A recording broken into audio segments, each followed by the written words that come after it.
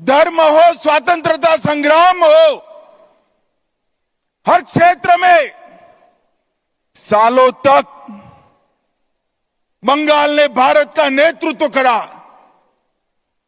और वही बंगाल में कई सालों तक कम्युनिस्टों का शासन रहा और उसके बाद मां माटी मानुष का नारा देकर ममता दीदी आई और उन्होंने ये महान बंग भूमि को आज घुसपैठ, भ्रष्टाचार, स्त्रियों पर अत्याचार, अपराध, बम धमाके और हिंदुओं के साथ दुराचार का केंद्र बनाकर रख दिया है। दुराचार का केंद्र बना, भाइयों बहनों, यही बंगाल में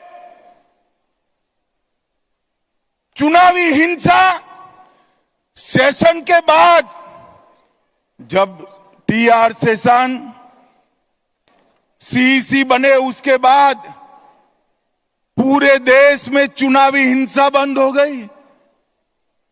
मगर ये बंगाल है जिसमें चुनाव के वक्त और दीदी को विजय मिलने के बाद सैकड़ों भारतीय जनता पार्टी के कार्यकर्ताओं को मौत के घाट उतार दिया जाता है।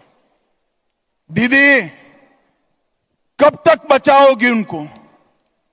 मेरी बात सुन लो, आपका समय अब समाप्त हो गया है। 26 में भारतीय जनता पार्टी की सरकार बनने वाली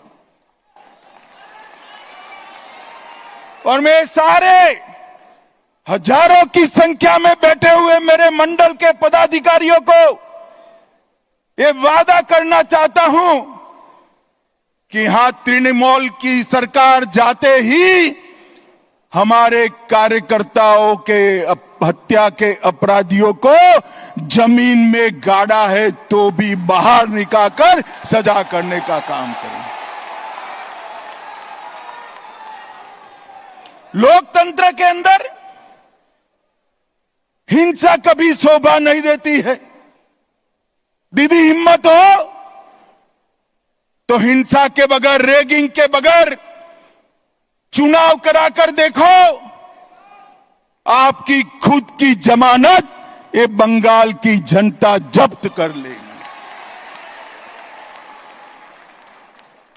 और भाइयों बहनों, वोट बैंक की तुष्टीकरण ने वोट बैंक के लिए पतन की सीमा ये ममता बनर्जी ने पार कर दी। अभी कुछ दिन पहले पहलगांव में पाक प्रेरित आतंकवादियों ने हमारे निर्दोष नागरिकों को, यात्रिकों को धर्म पूछ कर परिवार के सामने मार दिया। मुझे बताओ बंगाल वालों, वो पाक प्रेरित आतंकवादियों को सजा देनी चाहिए या नहीं देनी चाहिए? अरे जोर से बोलो, देनी चाहिए या नहीं देनी चाहिए? मोदी जी ने ऑपरेशन सिंदूर किया, ठीक किया या नहीं किया? भाइयों बहनों, हमने सर्जिकल स्ट्राइक करी, एयर स्ट्राइक करी और अब ऑपरेशन सिंदूर कर 100 किलोमीटर अंदर जाकर उनके हेडक्वार्टर को ध्वस्त कर दिया। सैकड़ों आतंकवादी मौत के घाट उतार दिए गए और दीदी के पेट में दर्द होता है। दीदी, इतना दर्द बंगाल का यात्री जब वहां मारे गए तब किया होता तो ठीक था। उस वक्त कुछ नहीं बोला और मोदी जी ऑपरेशन सिंदूर कर यहां आए तो एक घटिया सा राजनीतिक बयान देकर ऑपरेशन सिंदूर का विरोध किया। मैं आज ममता दीदी को कहने आया हूं, आपने ऑपरेशन सिंदूर का विरोध नहीं किया। आपने इस देश की करोड़ों माताओं बहनों की भावनाओं के साथ खिलवाड़ किया है, खिलवाड़ किया है। और मैं बंगाल की मातृशक्ति को भी अपील करने आया हूं, आने वाले चुनाव में ऑपरेशन सिंदूर पर सवाल उठाने वाली ममता जी को सिंदूर की कीमत बंगाल की माताएं बहनें जरा समझा दे, सिंदूर का अपमान करने का क्या मतलब होता है। भाइयों बहनों, 1990 से ये देश आतंकवाद झेलता है। 40,000 से ज्यादा लोग आतंकवाद की भेंट चढ़ गए। ये कांग्रेस की सरकारें, यूपीए की सरकारें, इंडिया अलायंस की सरकारें, जिसमें ममता बनर्जी भी मंत्री थी, कुछ नहीं करती थी।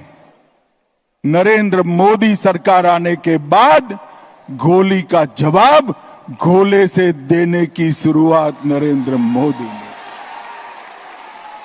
और ममता जी, आप जितना पक्ष लेना है उतना पाक प्रेरित आतंकवादियों का पक्ष ले लो।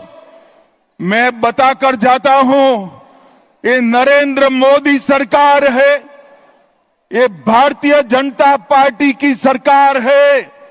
ऑपरेशन सिंदूर समाप्त नहीं हुआ है। अब